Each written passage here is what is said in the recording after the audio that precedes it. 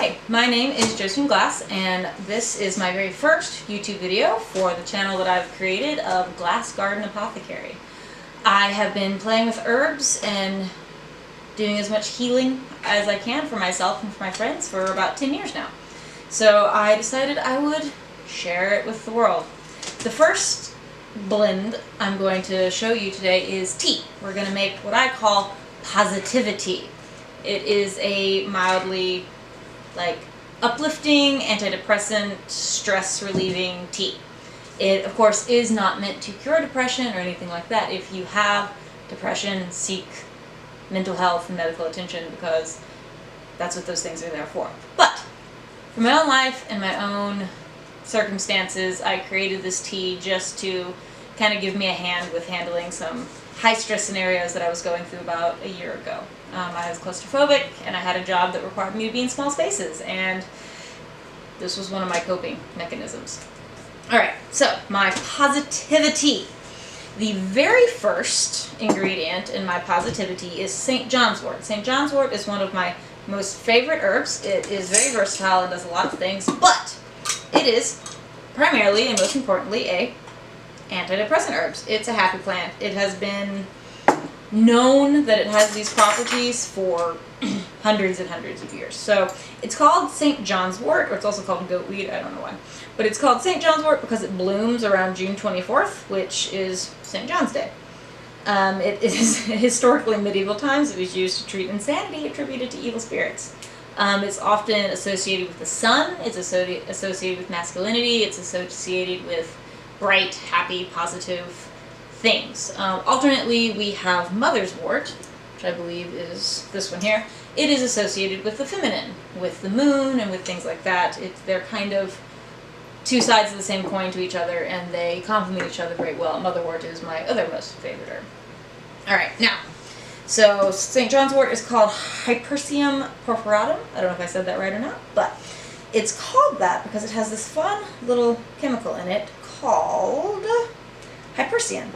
And hypericin, or most likely a group of chemicals, the beautiful thing about herbs and using herbs in the plants themselves is that usually there are protective qualities within the plants. If you take a drug that has hypericin in it, just hypericin, there's nothing in that drug that protects you from the side effects. But very, very often, herbs contain inside of them already things that protect us, animals, anything, from the side effects of one of the attributes of that plant.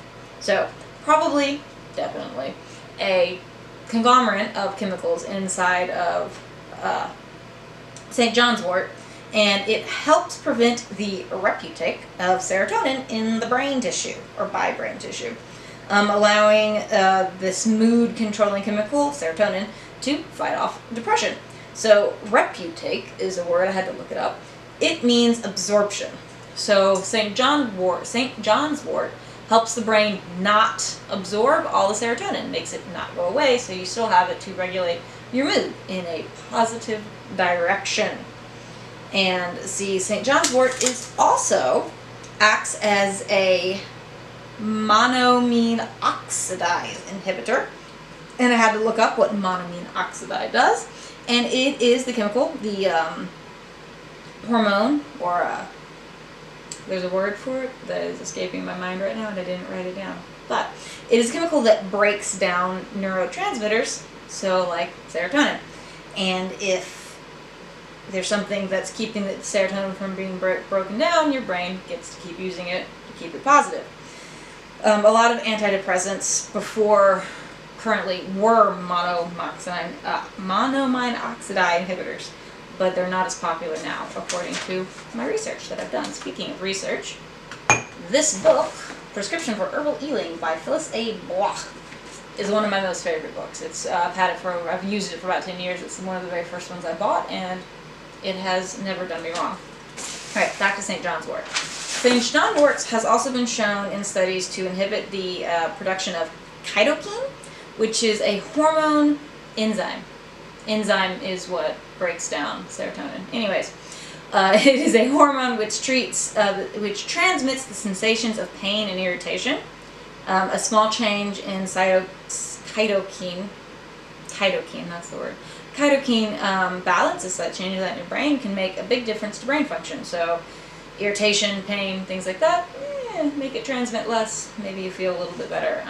St. John's wort, not only is it all of these wonderful things for depression, it's also antibacterial, it has pain relieving properties, it has good for headaches, it's good for indigestion, it's good for a lot of things, but for this video I'm focusing on its antidepressant and PositiviTEA attributes. Now again, if you are clinically depressed, seek medical attention, go to a mental health care professional. That is what they are there for. We live in the modern age, not the medieval age. You do not have to rely solely on a plant. Now, one of my next, so for making this tea, I'm going to take my lemon balm.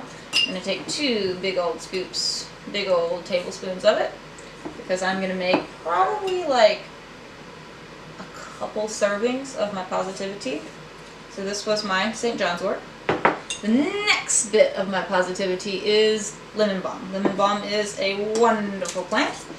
It is good for anxiety, it's a mild sedative, it's good for muscle tension, and it lowers the chemicals in the body that are caused by stress. I don't have as much research on that, but we're focusing on St. John's wort for today. Now, lemon balm, I'm going to give 1 big old fat tablespoon of lemon balm. Actually, I'm going to do 2, because lemon balm is tasty. Alright, another one.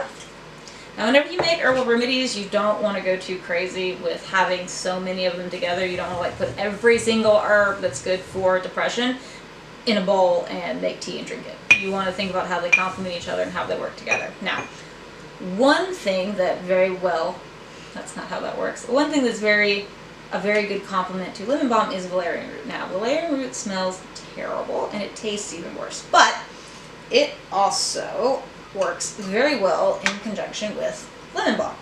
And it lowers the blood pressure, and it does the same as what lemon balm does, but does it better when they're together. However, this plant can cause withdrawal if you use it constantly and incessantly. There has been some research that shows that, so be careful. I am going to use half a tablespoon of valerian. I prefer valerian root in kind of a chunky bit, but what I got right now is a powder. So we're going to put that little half a tablespoon of valerian root into that bowl. Alright. The next thing that I like to have in my PositiviTEA is clove.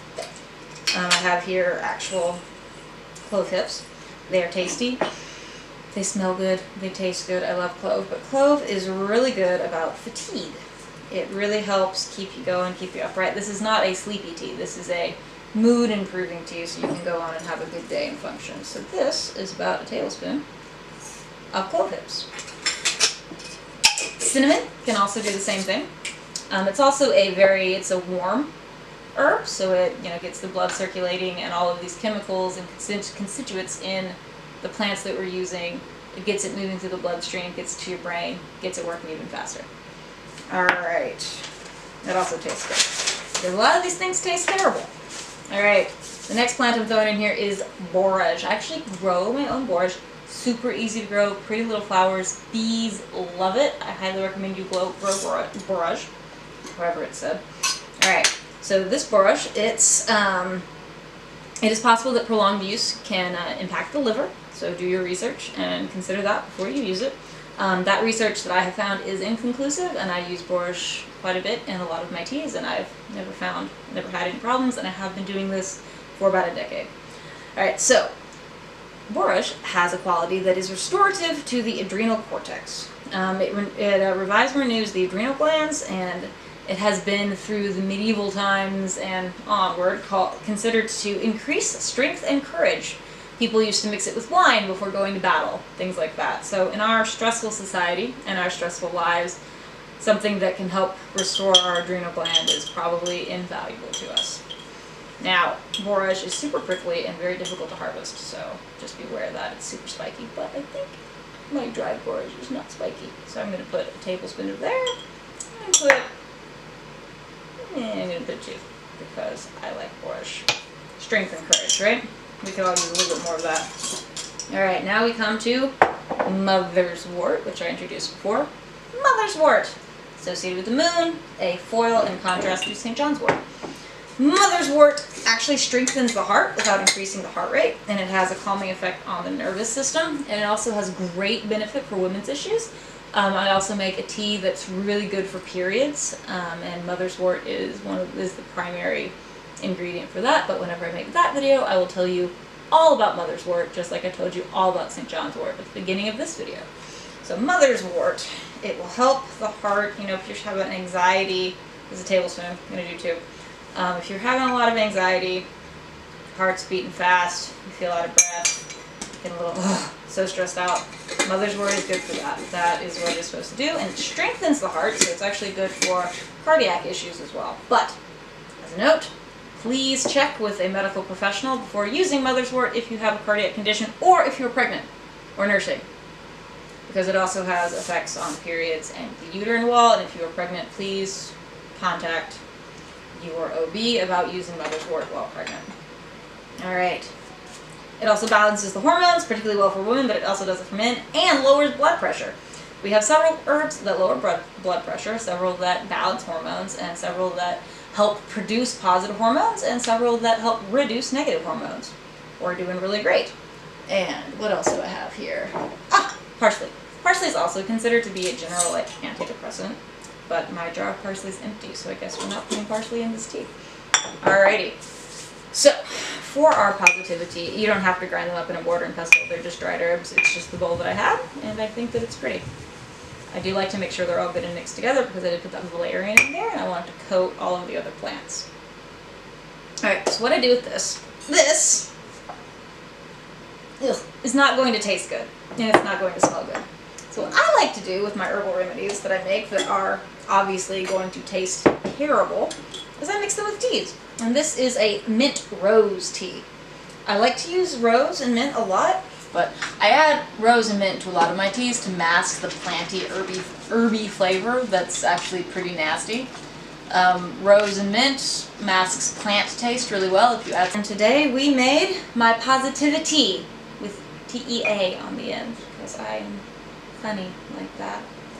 Again, I'm not recommending medical treatment. I'm not diagnosing any diseases. If you have heart issues, if you are pregnant, if you are nursing, or if you have depression or taking antidepressants or any medication, please consult your doctor before doing or making any herbal remedies for yourself or buying them from somewhere.